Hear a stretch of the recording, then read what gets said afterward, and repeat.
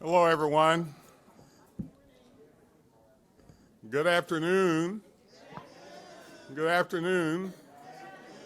Yeah, I'm calling out Jay Morgan and Madison Silver in the back that are not listening, you know.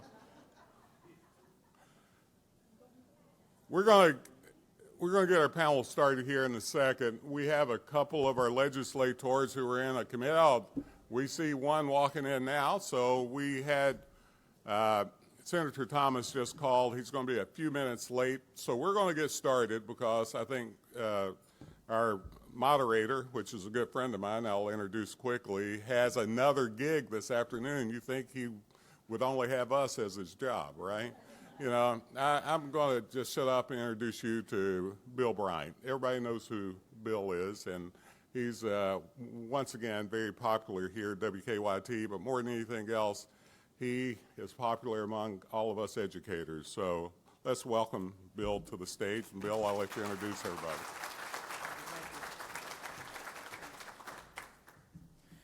Thank you, Dr. Thompson. I've had him many times on Kentucky Newsmakers. Appreciate him coming in and sharing about higher education, which has always been an area of focus for me. I think it is the answer to so many of our challenges in Kentucky, no doubt about it. I guess if we're ready to bring our panel up, we will be asking questions of them this afternoon and see what comes up that may not be in the in the prepared questions.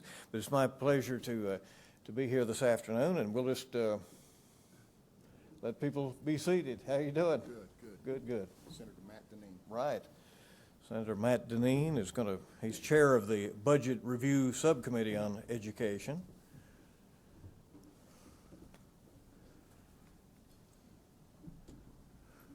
Our Senate President Pro Tem, how are you, sir? It's great to see you. Senator David Gibbons, right? Yes. Thank you. And Representative Representative Tipton, good to see you. Thank you. And we have Bobby McCool over here, chair of the Budget Review Subcommittee on Postsecondary Education. He has the purse strings.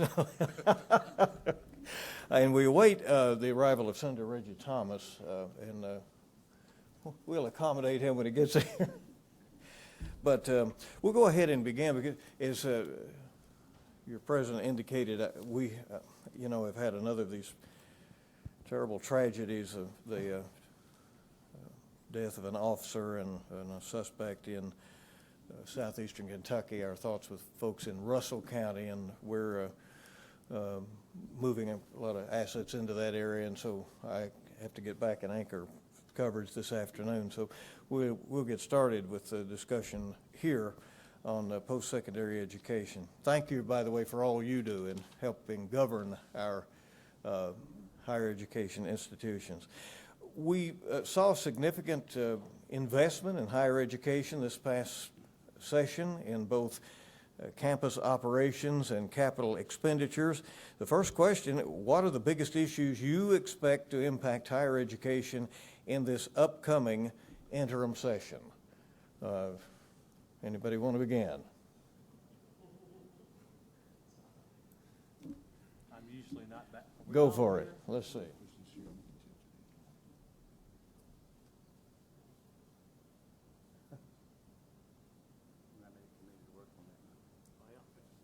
Now, There we go. Yeah, I'll be happy to start. Every session brings us challenges, and Bill, you're right. We were able, as the General Assembly, to make some tremendous investments in the 2024 budget session, particularly in the area of asset preservation and a lot of capital projects that universities have been working on. And I think we're going to continue just analyzing and discussing what are our priorities for the future? What are the jobs that we need? What are the workforce needs that we have across our Commonwealth? And how can we all work collectively together as universities, legislators, and other officials to meet those needs? And what are the steps that we need to take to continue to meet those needs? And I think that's probably one of the main issues you're going to be looking at. I think that obviously debt, student debt is a big issue that we need to continue to be concerned about, that continues to be an obstacle.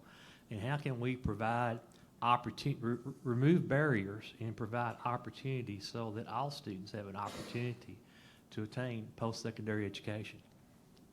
Thank you. How important is it to, just real quick, to align what is being taught with the jobs that we project will be available, knowing full well that that may change after the certificate is awarded? Well, Bill, that's critical. And I think we need to emphasize the term lifelong learners. You know, when I graduated from high school, I thought I had it made. I knew everything. Then I went off to the University of Kentucky and found out I didn't know everything. And, of course, I graduated there. But we have to emphasize and let these young people understand, not just young people, we're seeing it. We've got over 600,000 adults in our state that have some college credential, some credit, but do not have a degree or certificate to go along with it. The world is changing. It's a much different world than most of us grew up in, and it's going to continue to change. So if you look at the how fast knowledge doubles in our world, it's mind-boggling to think about that. So people have to understand they're going to continually have to retrain and reskill to prepare for the workforce of the future and the jobs that will come with it.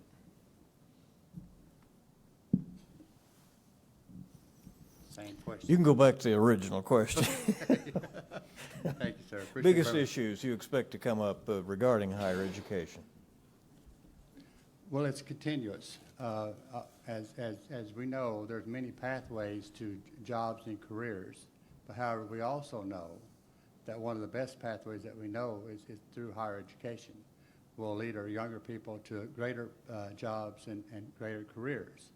So we need to emphasize that even more so, and we understand how valuable that we all in this room understand how valuable that is. And I certainly have been blessed to have traveled that pathway. So how do we get more people involved in that?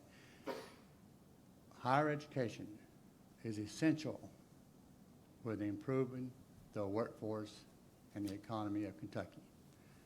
Although we have universities and KCTCS and our research universities all have similar, but at the same time, different missions on some things, they're all important.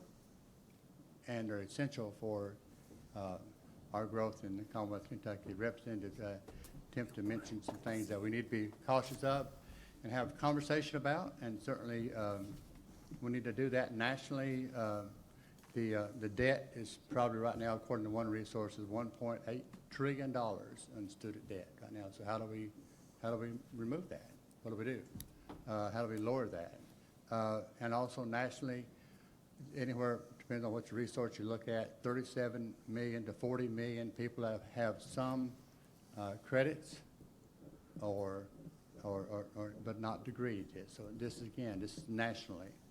So how do we improve that? Would that improve our workforce by having greater resources available for the workforce to apply to? I don't want to take up too much Well, time. Representative McCool, you mentioned doing away with student debt. Can you foresee any state effort, in that regard? Well, I certainly hope we're at the table in discussion with that. As far as the monies to make it go away, I'm not sure. Again, I can't speak for everybody, but I think we certainly have to have some method for. It's actually the second largest debt, I think, internally in the United States. And so, how do we resolve it? We got a problem. Can we get there? We didn't get there overnight, but we can't fix it overnight. So how do we start on that pathway? So I think we certainly should be part of the solution. All right, we'll go to the Senate side here, and then we'll have Senator Thomas arrived here, and we'll get his thoughts here shortly. But let's move over first to who wants to go first? You seem ready to go, Senator Deneen. Well, thank you. Well, first of all, I want to thank all of you because you have an integral role in changing the lives of Kentuckians. The decisions you make as trustees and board members impact your staff, but more than anything, it impacts the lives of children in Kentucky. It is with your help that we will be moving the needle forward to fill the many jobs that we have open in Kentucky, aligning what we do as legislators in line with what you do at our universities is critical. It is critical when we balance what our economic needs are in the Commonwealth. What are the jobs of the future? And I am very, very honored to work with Dr. Thompson, CPE, on a regular basis.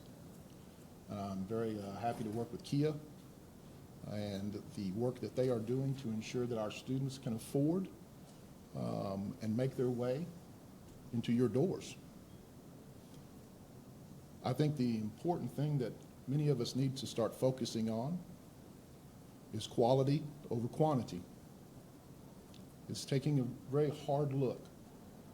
Are our programs and our degree programs in line with economic development that is coming to Kentucky? It is critical. We also need to be looking closely at the demographics that we serve. Not just those of lower income or underserved, but the adults that are coming back in your doors. We are seeing a large number of them coming back into KCTC. So they are coming back to get their certifications, to get the jobs that they never dreamed possible that are here. We see jobs now in advanced manufacturing. But if you look at all of the workforce shortages across the Commonwealth, there's no shortage of areas that we need to focus on. There is a shortage everywhere. Nurses, healthcare, advanced manufacturing, carpenters, plumbers, welders. We need them all. We need all hands on deck. And that's why I'm very proud to serve on the BR Subcommittee for Education to help initiate some of that funding that can turn the corner. I was very excited to serve on the Kentucky Lottery Fund Task Force. That, of course, is generating a lot of money through Kia for our students to come into your universities and colleges. So, and I'll say this and I'll pass the mic on, but you know, the endowment research fund that we invested in that really pulls together the collaborative efforts between many universities to make sure that funding from the federal government is available to you all is critical.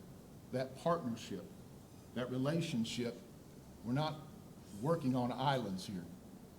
We're all in this together. You need to communicate with other board members and other trustees from other colleges and other universities, private, public.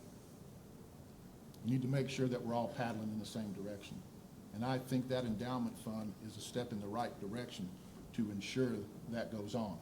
And I'm looking forward to the first part of December when Dr. Thompson will give us a CPE report, and we will be able to determine what directions we go from that report. So with that said, I'll pass the mic. All right, Senator Givens. Bill, great to be on a panel here, and I want to put a charge to you first, if I could. I've publicly asked Renee when I get to interview her. I want to ask you, when do I get to interview you in public? I'm always getting interviewed, but I never get to do the interviewing, and so at some point, just mark it for a future conversation. Write it down, Okay, right, all right. Good. I want to echo some of my colleagues' remarks, specifically thanking each of you for the role that you play in being a trustee or a board member, being an advocate and an ambassador for post-secondary education in Kentucky. I think that's vitally important. I want to pause there, though, and specifically do a shout-out to the university presidents and the system leaders that I see in the room, and there are some that I may not have seen. But when you think about a task or a job, the university president role, that system president role, this is a 24/7, 365. There's no clocking out. And so every opportunity you have as a staff member or as a board member or a trustee to support and validate the work that your leaders do, please take advantage of that opportunity, because it is, I can say it, they can't say it, it's got to be a hell of a thankless job. And they march through fire and smile day in and day out. And so thank you in advance for supporting them and the work they do, because it's a huge lift. And it's vitally important to the Commonwealth. We wouldn't be here having the conversation but for it being vitally important. I'm going to answer specifically the question with two thoughts. What does the session ahead hold in terms of biggest issues? And let's not be naive to it. We just left the Interim Joint Committee on Education conversation around DEI. And that will be coming again in some form, diversity, equity, and inclusion. And the reason I bring it back up is I think there's a teachable moment here, a reminder for me and a reminder for all of you.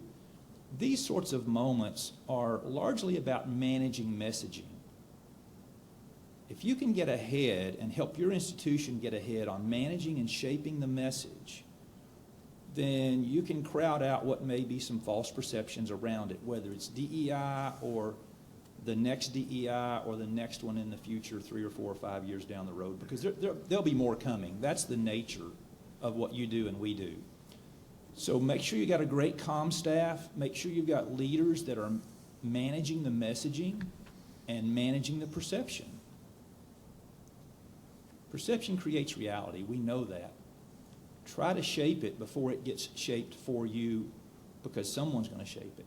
So that's the first key point about big issues. I think the second one, the workforce alignment conversation fascinates me in lots of ways, and I've tried for years to find a way to phrase this, and I still haven't found the right phrasing yet, so I'm going to work on it one more time in front of this group, Bill. The task that you face as it relates to workforce alignment is not to the business or industry that's knocking on your door. That's not who you are beholden to. You're beholden to the student. The product you produce in that student should be of the caliber and quality that multiple industries and multiple segments are saying, we want that young person. We want this young person. Wow, this one's turned out great. I'm a huge fan of us doing all we can to help business and industry succeed in Kentucky. But if we can create students that can knock on multiple doors and say, here's my degree, this is what it qualifies me to do, and if you're not going to pay me a starting salary of $48,000, I've got somebody else down the road that's going to do it. So as you create those relationships with business and industry, certainly alliances are important, opportunities are important, pathways for those students are important, but create students that can travel multiple pathways and be competitive across the sphere, and then the Commonwealth really benefits. So, thank you. Yeah, well said. All right. Senator Thomas? Bill, it's always good to see you again. You as well. And I want to make sure I understand the two questions, because as you know, I arrived late, and I apologize for that. As Senator Givens indicated, we just left an education committee that focused solely on DEI. And this is what I like about Senator Givens. I'm going to get to his point in a second, is that he's always a very astute and learned senator. And so he was not afraid to bring up the elephant in the room. I applaud him for that. And I'm going to also address the elephant in the room as well. So we're going to talk about that. First question was, what does the session of 2025 hold? Right. Is that the? Yes. And the second was workforce alignment between Well, college education. It was a secondary question I put to Representative Tipton based on a response he gave. But that's but it's important, you know, the alignment. So yeah. Well, I'll address both of those. All right. Let's talk about the 2025 session first.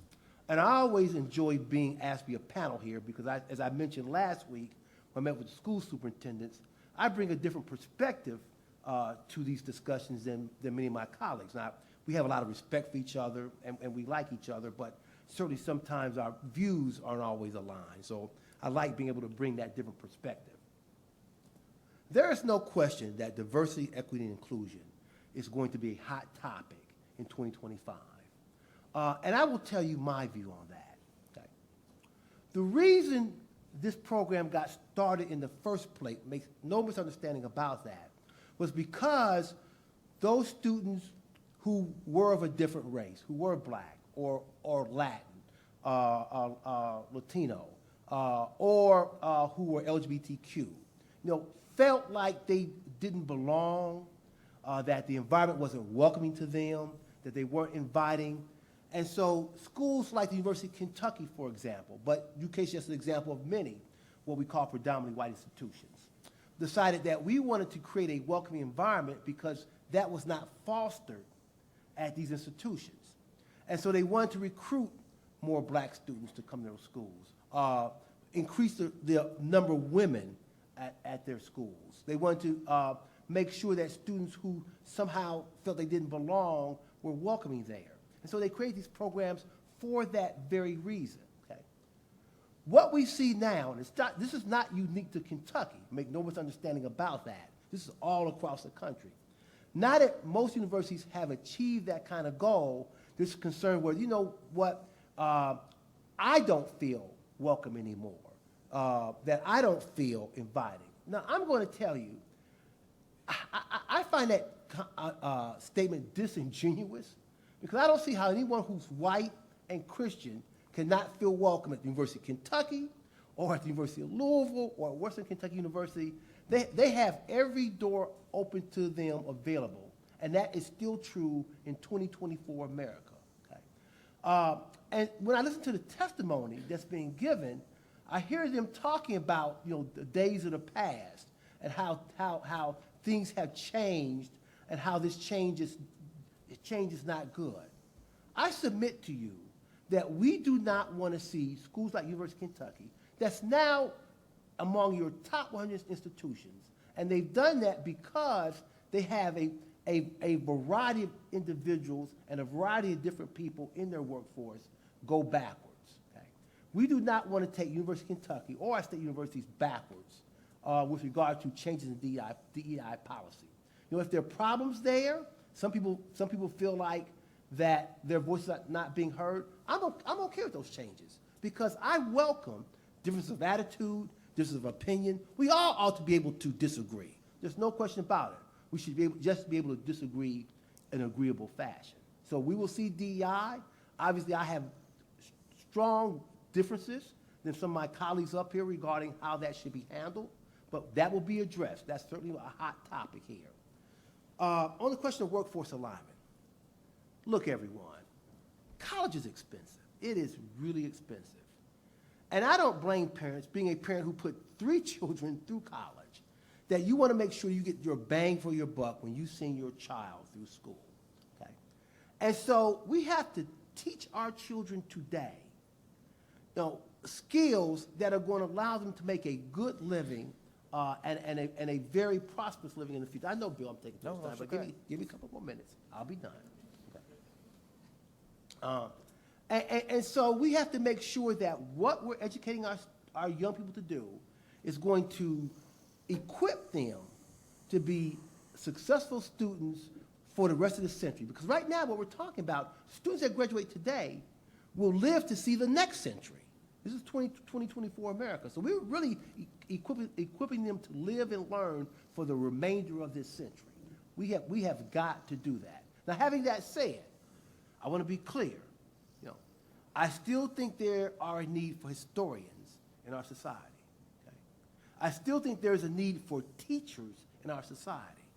So I don't want us to ignore the arts or liberal studies or education, because they too have a role to play in our society going forward for the remainder of the 21st century. I'll stop there, Bill, and let you go forward. Thank you, sir. Each of you are out in the community. You speak with your constituents, and probably folks want to come forward and feel they can talk with you about the issues that are out there, whereas some of those who govern the institutions may not have that direct input at times. So what are you hearing from your constituents related to higher education? What messages are you receiving that you think these regents or trustees should be aware of? Representative Tipton? Thank you, Bill. I think there's a lot of mixed messages out there and a lot of different messages that are all important. One of the messages that concerns me somewhat is I think a lot of parents and maybe even a lot of students don't appreciate the value of a post-secondary education like maybe they did a few years ago. We had an emphasis on going to school, getting that 4-year degree, that professional degree. And we've put a lot of emphasis on career and technical education, and I believe rightfully so. We need individuals that have those skills. So I think that, and that is post-secondary education.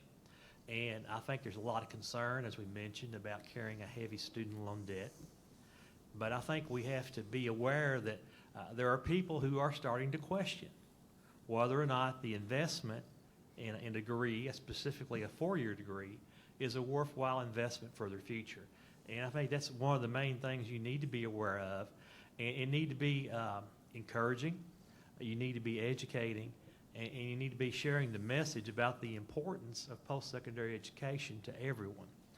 I think another message that I think is all too prevalent here in Kentucky, we have a large segment of our state that is in poverty. Lyndon Johnson came here years ago. The war on poverty started and went to eastern Kentucky. And I think we continue to have a large number of students, a large number of parents who feel like they don't have a chance. They cannot, they feel like there's no hope for them to move forward in life. And the key to that is education and educational attainment and developing those skills. And I think you as leaders in your universities and colleges have to emphasize to these people and reach out to these groups, these individuals who maybe historically have not been college going. We need to get these first generation college students to understand there is hope. There is opportunity. They need to see the role models of people who have gone before them. And, I've heard President Thompson talk many times about his upbringing in Clay County. That's the type of upbringing that a lot of people have. They grew up in poverty. They've had parents who maybe didn't graduate high school, and they don't understand the importance of education and the value of how education can change your life. So I think those are a couple of things we need to be focused on. Representative McCool, go right ahead. Thank you, sir. And certainly, there's been a survey, Wall Street Journal, saying that the disconnect, that the value of higher education has grown, unfortunately, in the wrong direction. But that doesn't mean it's true, because people have that perception. The perception can be reality, as we know that. So how do we change that? As Representative Tipton said, and it varies. I can tell you in where I'm at, which is far rural eastern Kentucky, if you get a degree, you've got a very few options. You're either at a school system or health field or an attorney or maybe even a banking. But beyond that, there's not very much opportunities. So while I wholeheartedly agree that higher education is the pathway for the individual, we as state leaders need to look at how do we make that more marketable for industry to come into our area so we can recruit those businesses in there. We've got the people. We've got the land. We have to have the infrastructure. So let's connect the dots and make it more palatable to successful Kentucky as a whole rather than region-wise. All right. Senator Deneen.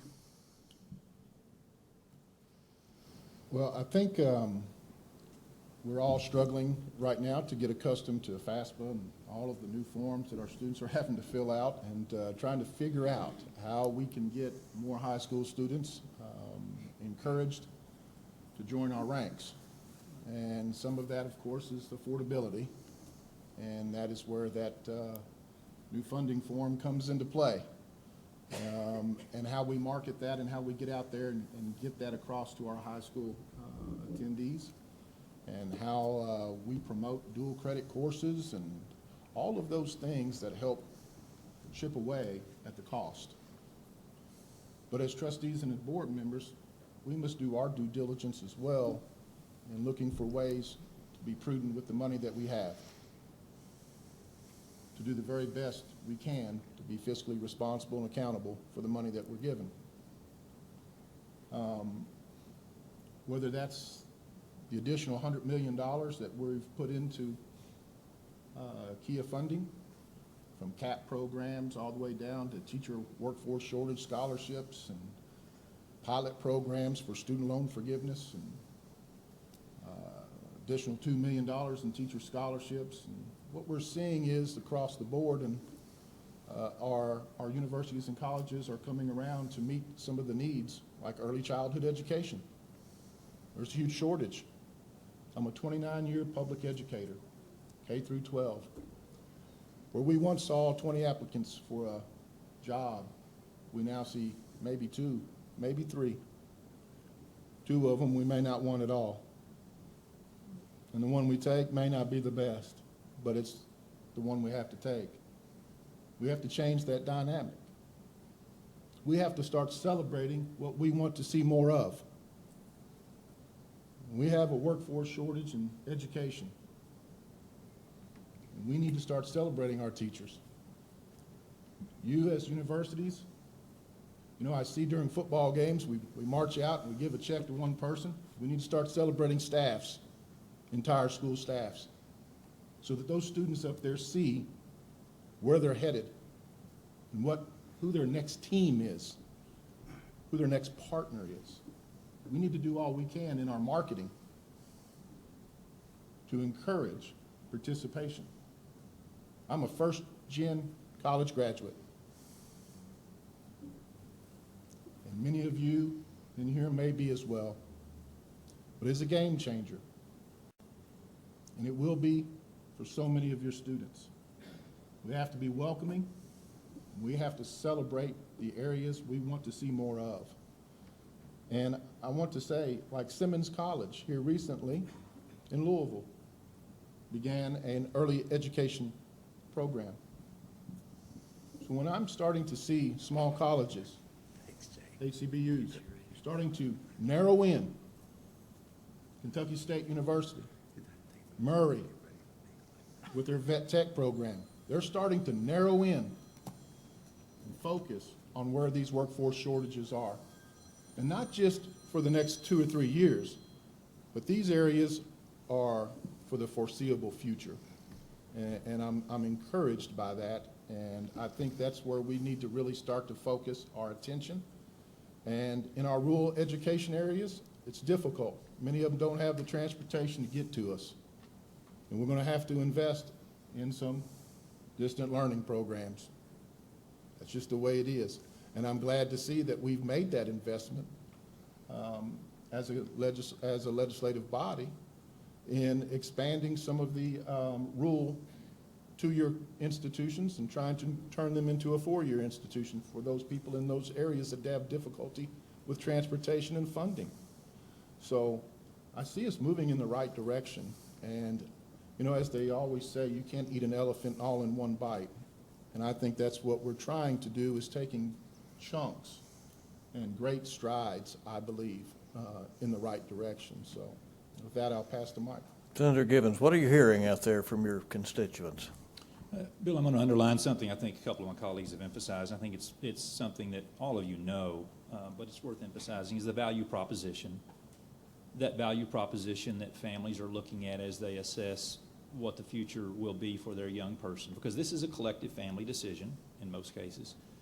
So I think the value proposition is really, really important as you help shape the narrative and message that as it relates to your institution and what you can do for families. I think those institutions that do it well are going to succeed. Those that don't package that value proposition well are going to face some struggles. A couple of thoughts on the second part of the question that I really enjoy talking about, these sorts of things. What messages are you receiving you believe Regents should be aware of? And this is one of those that I think all of us know these things. History has taught us these things, but we tend to sometimes forget them. And so the one I'm going to emphasize is, oddly enough, what I'm going to call surge capacity. Does your institution have surge capacity? And you're probably saying, David Gibbons, what in the world would we even want to worry about surge capacity for? Understand what history has taught us as it relates to the college-going rate. When the economy is good and people can go into the workforce and earn $15, $17, $20 an hour starting out, they're not likely to complete the high bar of FAFSA that you mentioned and the headaches that are involved with that. There's not a lot of incentive for them to take night classes. But suddenly when the economy reverts to norm or dips below norm, you're going to have people looking to upskill. So not that you don't have enough to worry about as administrators and leaders and board members and trustees, but do you have surge capacity? If people come knocking on your door, have you got space for them? That's one thought. The other thought that I find interesting, we're starting to see, and I think there's going to be a lot of continued remote work, and online learning is vital. But are we creating learners that can actually work in a workplace alongside other people when they're learning online? And I think that's something all of our institutions are going to have to look at long-term. Are there hybrid models where you can take students that do a portion online, but then actually do some physically? Shared space, collaborative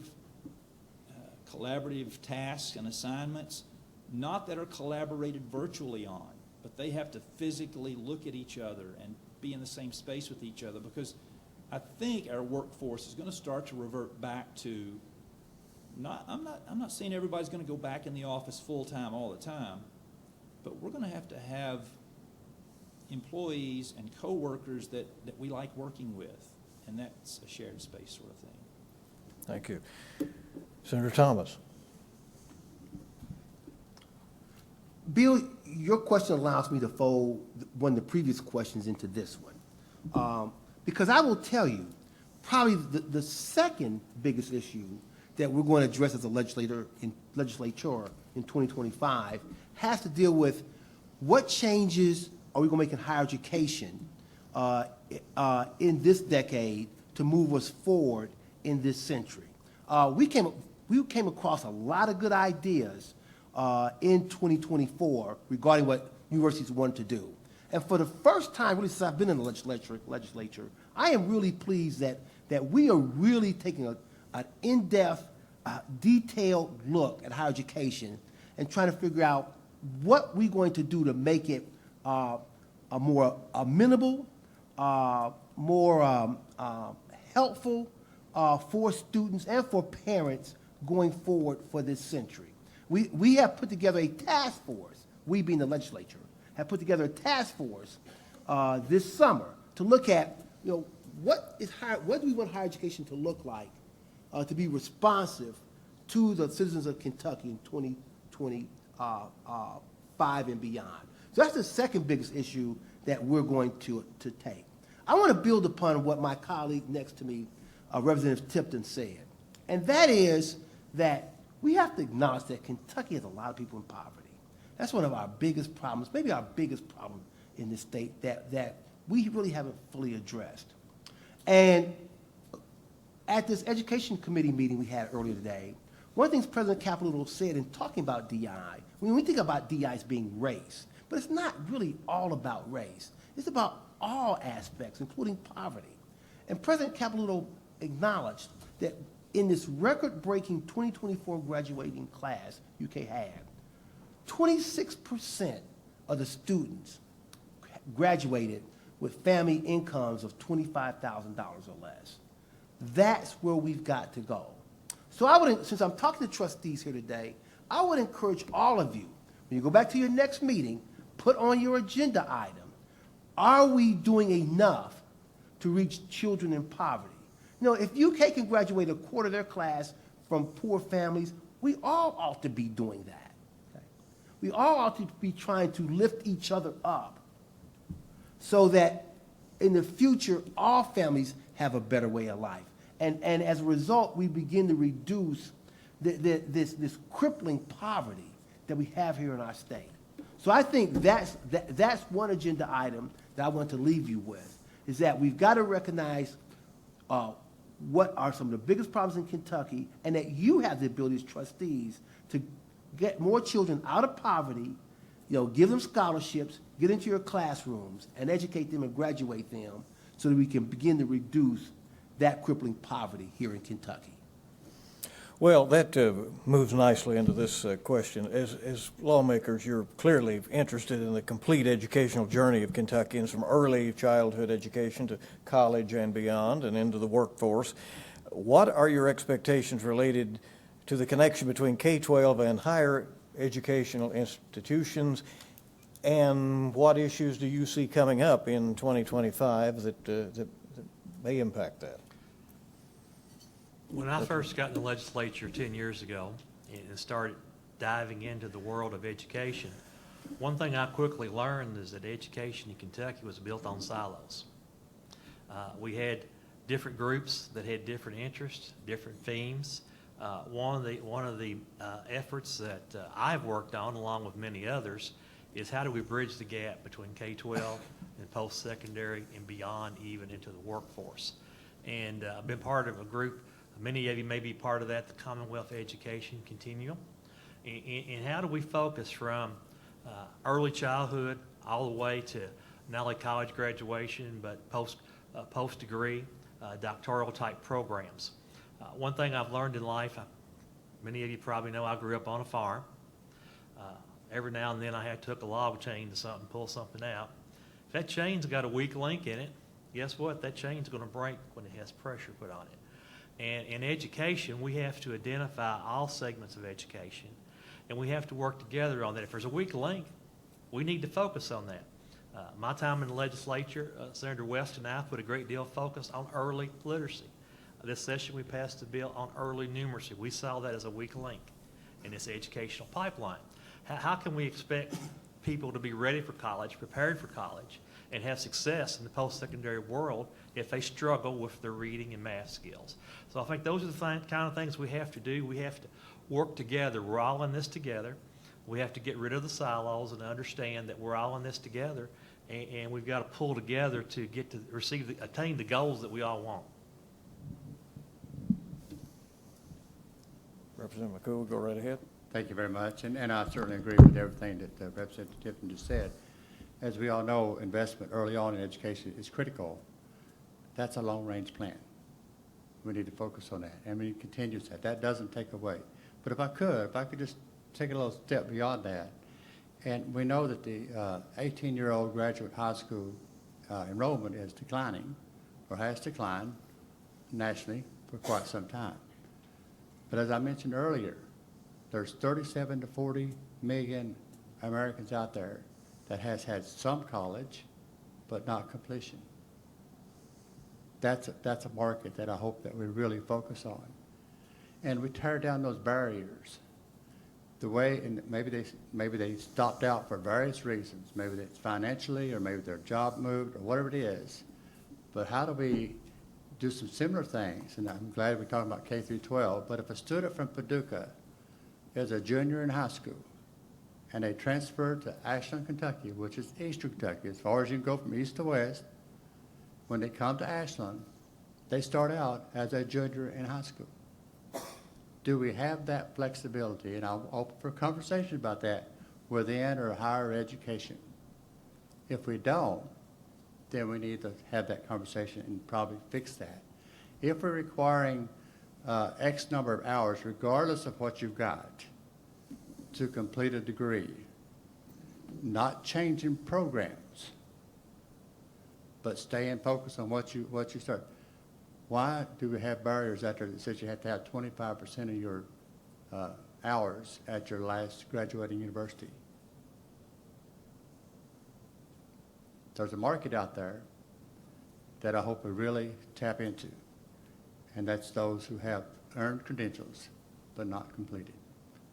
Thank you. Yeah, well, that's an interesting side perspective on that whole issue. Senator Deneen.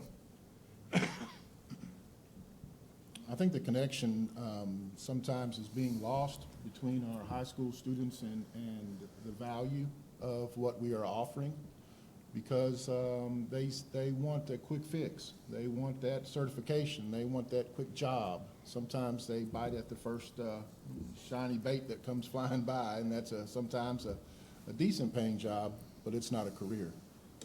And I think we always have to combat that and try to get them to see beyond the immediate and the value of what we are offering on our college levels.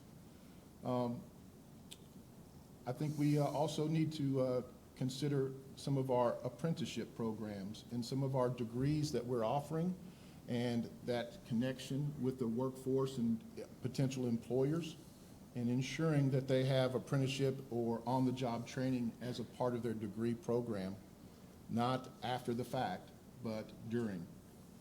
And I think that getting them some real-world experience while they're here with us is critical parts of that process. You know, expanding our career pathways on the high school level is ideal. and very important, and that is, of course, in line with workforce needs, workforce shortage needs. We can guarantee jobs if you go down this pathway, whatever you choose to do.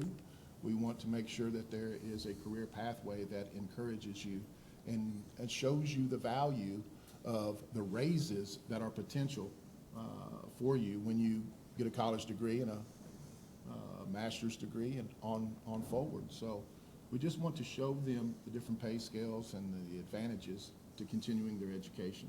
So I see that being critical as we share and recruit these high school students. Senator Givens. So the connection between K-12 and post-secondary, I'm going to start with something I think that all of us in the room can do and should do, and for the universities, I apologize in advance for just getting ready to blow up your budget, but every person in your sphere of influence, whether they're a trustee or a staff member, needs to have a closet so full of your branded clothing to wear that every time they go to town, every time they go shopping, every time they go to the high school, they're marking your brand in front of these students, because that's vitally important. I remember when I made my college choice, I was influenced by a board of regent at WKU that brought a professor from the ag department to the high school for a program one evening. You've got connections with your universities. Grab a faculty member, go to the high school, go to a ball game, find some students, brag about the brand, talk about what's so cool about school XYZ, and you have tremendous influence on people. So that's one of the first connections I would offer that I think you should look at making. The second, I'm going to look at Aaron and the CPE folks. This is one of those fun moments where I get to throw a couple of policy ideas out, and if they're really good, CPE is going to bring them back and try to lobby us to move them forward. If they're really bad, nobody but the folks in the room are going to know I said these things. So 2 policy ideas that I think are worth investigating just a little as we look at this link between K-12 and post-secondary. What if we made part of the high school accountability score that school's FAFSA completion rate? Think about it. The high school accountability score suddenly is impacted by whether or not the students complete FAFSA. Because that school should have some skin in the game to seeing that student further his or her education. That's the one you're going to clap on. The next one you may not. There's something we've done, and a sub-question under this one, as we had a chance to review the question, relates to teacher prep. And this is something that I think, and Chair Tipton and Chair West and so many have worked hard in this space, and I think we've done great work there. But we continue to face this question about teacher pay. And there's some economics that I think may have gotten lost in the conversation, and that's around the question of the standard teacher prep programs that you have at your institutions are so vitally important to putting good quality experienced teachers in the classroom. Along the way of us seeing a diminished portfolio of teachers to choose from, we've suddenly made a lot of pathways available for someone to get credentialed to teach. We're taking folks from all different spaces and putting them in a classroom, even if they've never had a classroom management class, and standing them in front of 16-year-old kids in a difficult-to-teach subject already at a time in those kids' lives when it's hard to manage a classroom. So I'm going to suggest that maybe we start taking a look, led by CPE, around a conversation of tightening down some of these pathways. What if we had fewer pathways? What if we had more traditional pathways? The supply of teachers would be lessened. The demand's going to be the same. You're going to have to pay more to get quality teachers because there's going to be a smaller pool. Now, we don't need to strangle access to teachers. We've got to have that. But let's not diminish the role that your institutions play in us putting quality people in the classrooms. Thank you. Well, you're getting applause there as well. So, yeah, if you're on a roll, Senator Thomas. Well, Bill, let's stay on that roll. All right. Because Senator Givens may remember, back in 2018, we being the Education Committee, Senator Givens was leading that committee, went to Carrollton. Anyone here from Carrollton County? Anyone? Okay. We went to Carrollton. I would encourage all you trustees to go to Carrollton. Because Carroll County had a program by which students entered high school without any kind of label, freshman, sophomore, junior, senior. They didn't exist. What students were given once they got to Carroll County High School were modules, okay? And they were allowed to take modules, let's say freshman English, okay? And they could complete the modules at their own pace, at their own level. And as soon as they completed freshman English at whatever time of the year, they could move on to sophomore English, and you get where I'm going here, so forth and so on. Until whatever modules they took to meet the requirements for getting through high school, they could do that. If they did after 2 years, fine, 3 years, fine, 4 years, fine. My point is this, as college trustees, what is so unique about having 4 years in high school? Or for that matter, what is so unique about having 4 years in college? In other words, if a student is able to master that material at a more accelerated rate, then why not do so? And allow that student to move through the pipeline and get their college degree. In other words, rather than having K through 12 into college, we ought to look at P through 16. And since I'm up here, without getting off track, we ought to think about early child education as being a start, not kindergarten. I'll say that, capitalize that, and move on. But P through 16 ought to really be our approach in 21st century America. It shouldn't be K through 12 and then college, and it shouldn't be that segmented. We should be looking at educating the full student throughout. And so that's what I'm going to propose to you. I mean, Senator Gibbons' point is well taken, but we really ought to look at students taking classes and mastering them, or coursework and mastering them, and then be able to move on at their own rate. And from there, going to college in a very seamless transition and moving forward. Thank you.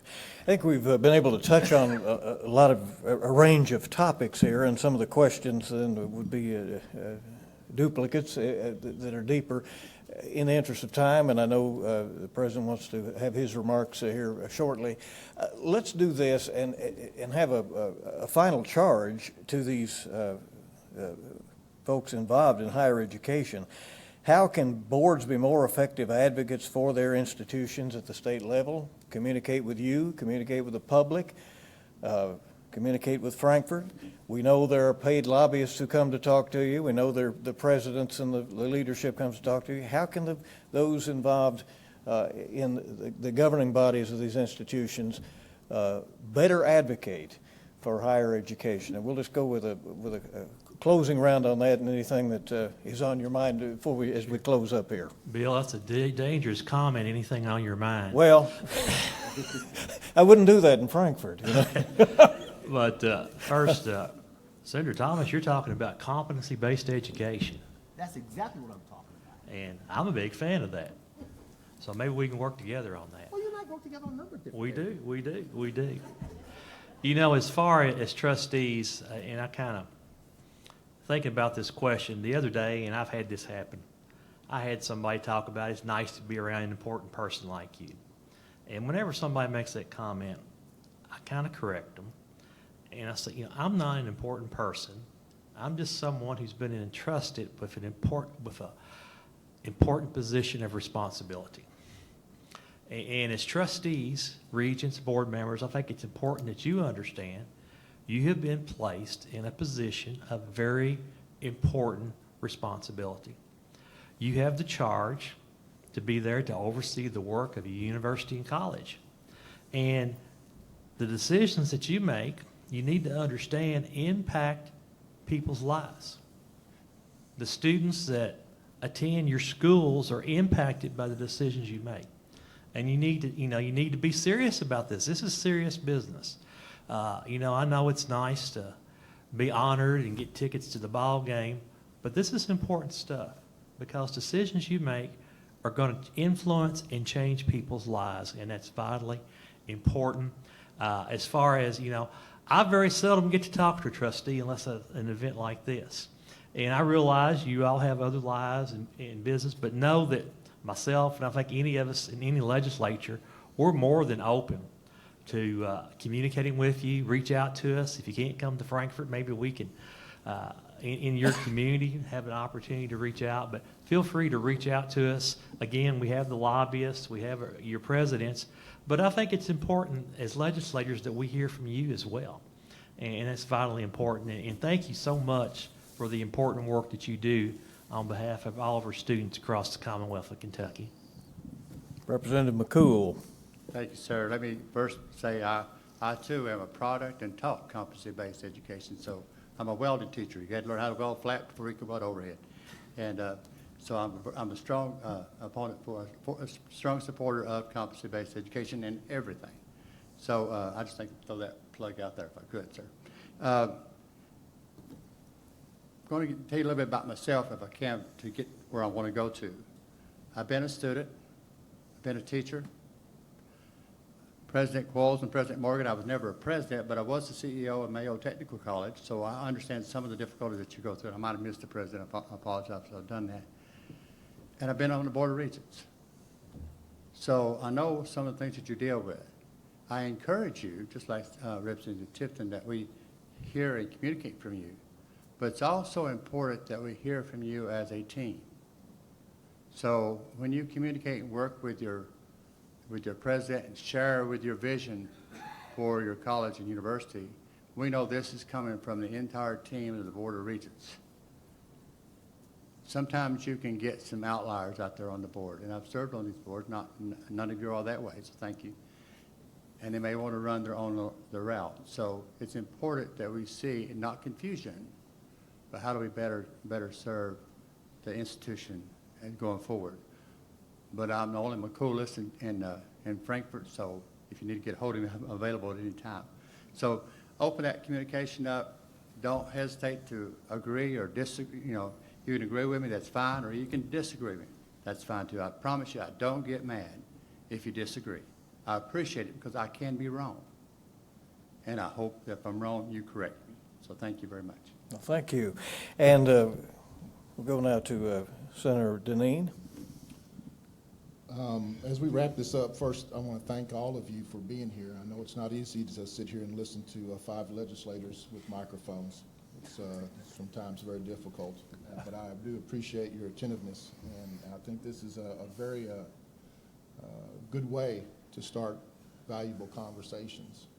I think going forward, I can encourage all of you, to really work on some fundamental things that's not just here for your job as board members and trustees, but really I think are the foundation of everything that we do. And that is fostering good communication and collaboration with your colleagues across the Commonwealth. I was shared this story with a long time ago by a man in the Navy, and I always like to share this story with others. This Navy guy had came up to me and was talking about the importance of being a master shipbuilder. And I was intrigued by the conversation topic, so I paid close attention to what he was saying. He said, the most important thing in life, not just in what we do as professionals, but in life. We need to foster friendships, relationships, and partnerships. And every day, we ought to let fellowship be the fuel in our sails. Become a master shipbuilder. Become a master shipbuilder with your students, with the people you serve, and most importantly, with your legislators. Reach out to us. We're just an email away. We're just a phone call away.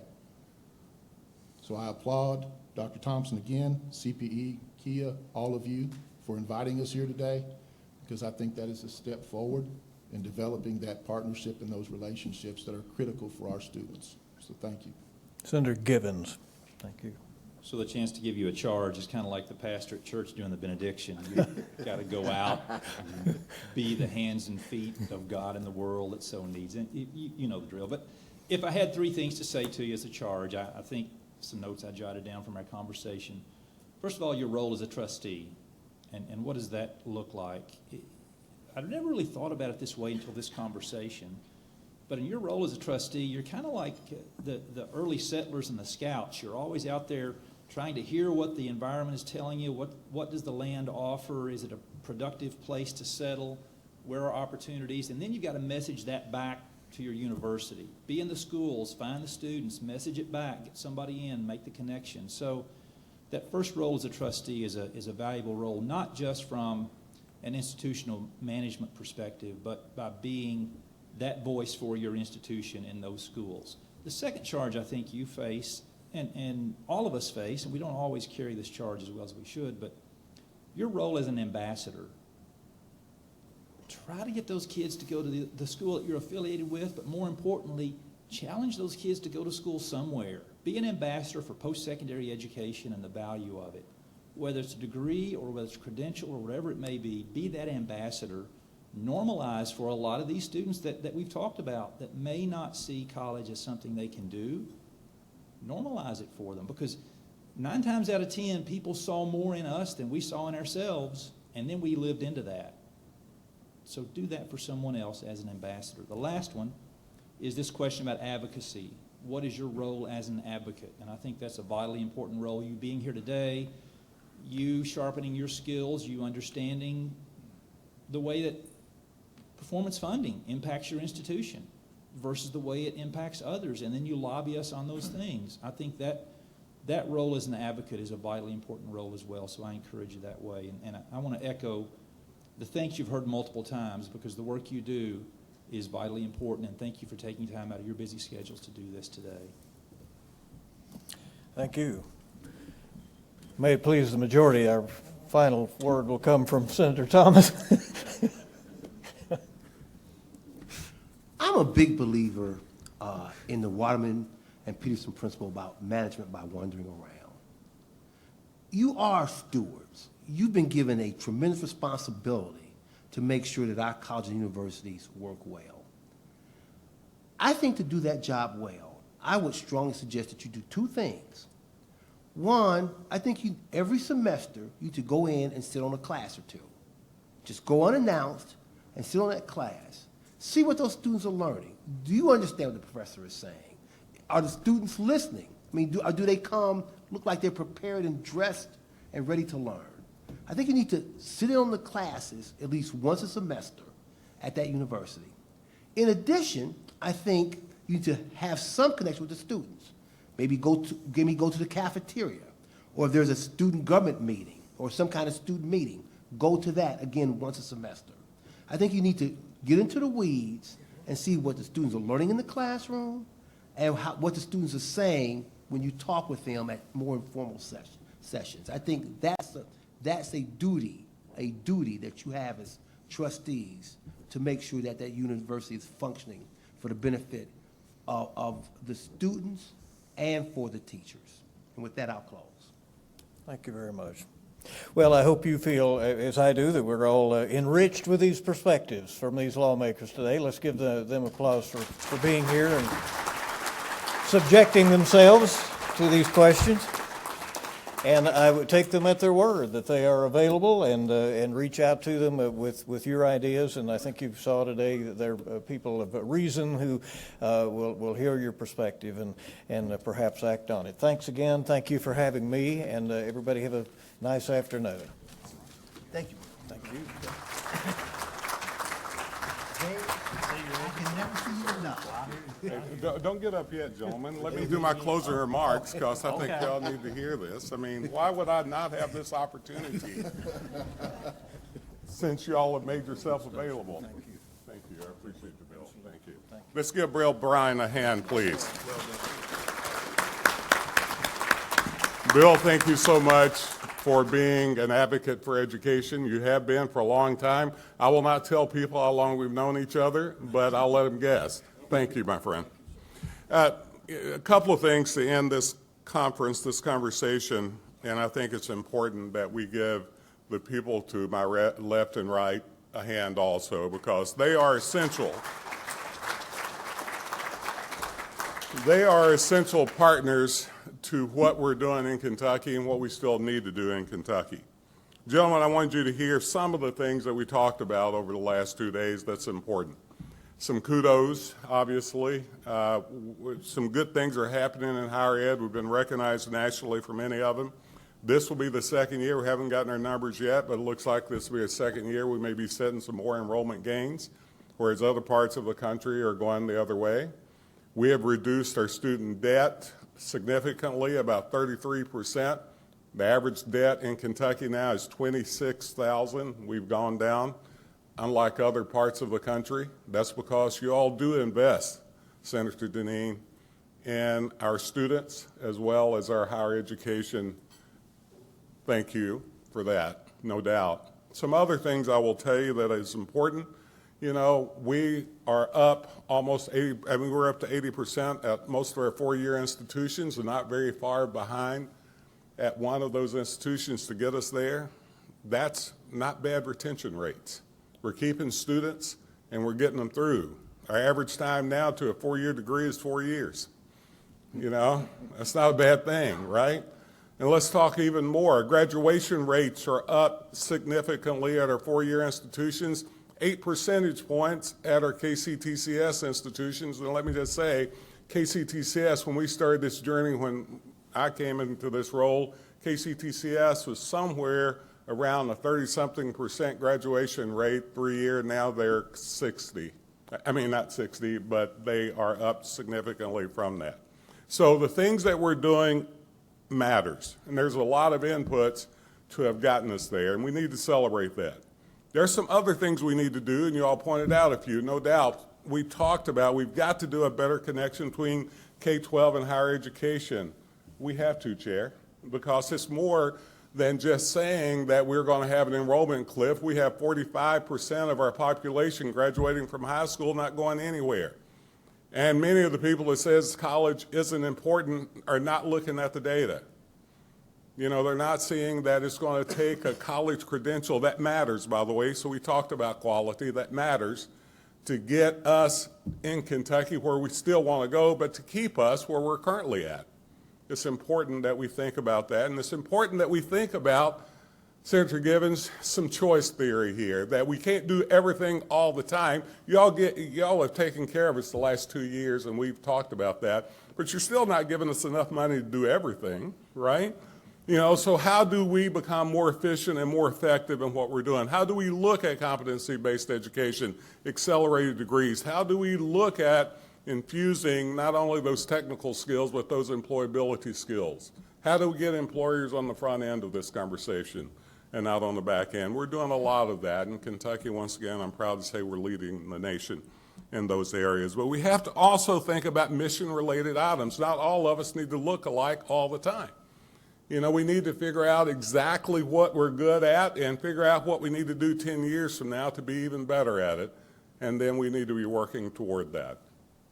These are important items. As board members, it's important that we think about student success and what it takes for every single one of our students to get where we need to go. I will be glad to get rid of some of the conversations we're having so we can get down to some other conversations that we need to have.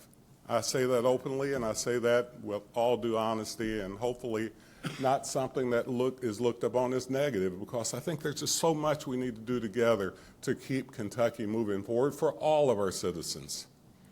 The idea that we are at a point in our lives, many of us, I'm maybe older than everybody here, but we're at a point in our lives that we have to think about what we're doing for the next generation, what we're doing for the civic society that we all want to be a part of as a democracy. We've got to think clearly about what it means to be able to add something now. Now, hopefully something will come down the pipe that we can talk about then.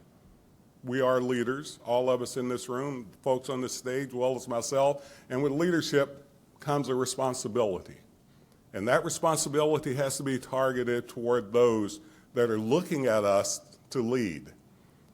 And the ability for us to do that, we have. I want to thank you all for being here.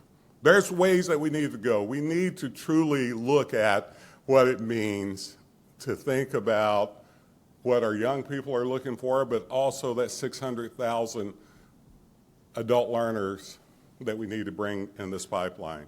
We need to be looking at legislation and togetherness around some of these big items that's going to keep moving us forward, and I hope we're able to do that, folks. So before I end, I just want to let you know that it's been a privilege of mine to once again be the MC, I guess you want to call me, of this event. But this event could not happen without a whole lot of people in place. I want to thank Heather Fazee, Melissa Young for providing the programming and the logistical support for this event. I want to thank all of my staff, of course, for the breakouts that they were a part of: Lee Nemec, Travis Powell, Amanda Ellis, Leslie Sizemore, Melissa Bell, Jana Weiss, Lily Massa-McKinley, Chris Ledford, and Robin Hebert. Also to Dawn Offit and Jessica Romulus for the Aldi workshop. The other people I want to thank, I have to thank my board. You stuck with me all through this. Actually, you've stuck with me the last several years, which is still surprising to me. But thank you for that. Chair Silvert, I appreciate you as always. Vice Chair Walker, thank you. Where's she at? I've lost her. She, of course, she goes to the bathroom when I'm talking about her. You know, Jacob Brown, all of you. Dr. Akins, I appreciate you, and I appreciate your wisdom as always. Thanks to all of Karen Hoover. You know, we've got, raise your hand. I'm looking at all my board members. Raise your hand so these folks will know who you are. You know, Jennifer, thank you all so much. Presidents who stuck with me, y'all called them into Frankfurt today, so we lost many of them, and they decided not to come back, I guess. But thank you. Allie, you and your student groups, thank you, because you are who we are here to serve. And thank you for being an active member of this leadership group. So thank you so much. Finally, I want to thank Wayne Fielder, Cameron Martin, Michaela Manier, Ryan Kaffenberger, Mary Allison, Nan Hardings, and Adam Blevins for volunteering at this event. We want to thank the Lieutenant Governor for being here for our luncheon keynote and talking about the importance of education. To Dr. Nancy Zinfer, who kicked us off. Now, what we have been assigned to do by the legislature, and I take this as really one of the wonderful things that CPE can do and should keep doing, and maybe even get better at, even though I think we're really good at it, Lee. Training regents and trustees is our statutory responsibility, and we are very serious about it. You private institutions, you don't have to be here, but you're here, and I appreciate you for that. We provided really some good snapshots, but that's all. So the part of the conversation I want to leave you with is that communication is important. You know, yes, we have to talk about the value proposition. We have to be a better choir, and we have to do a better job of getting on the front end, telling people who we are and what we're about, and the importance of who we are, because if not, somebody may define it for us, and they may not get it right. Who knows? But we know that value proposition is serious, and we have to take it that way. So we need to be a better choir, and we need to sing a lot better and a lot louder. Finally, I hope you leave today energized. I hope you have a great rest of the semester and academic year, no doubt. But more than anything else, I hope that you're proud to be a Kentuckian like I am. I cannot think of any better position or a place to be in. And because of that, I have the responsibility to speak up as a Kentuckian and to do my part as a Kentuckian to help other people love this state as much as I do. Thank you all very much, and have a great day.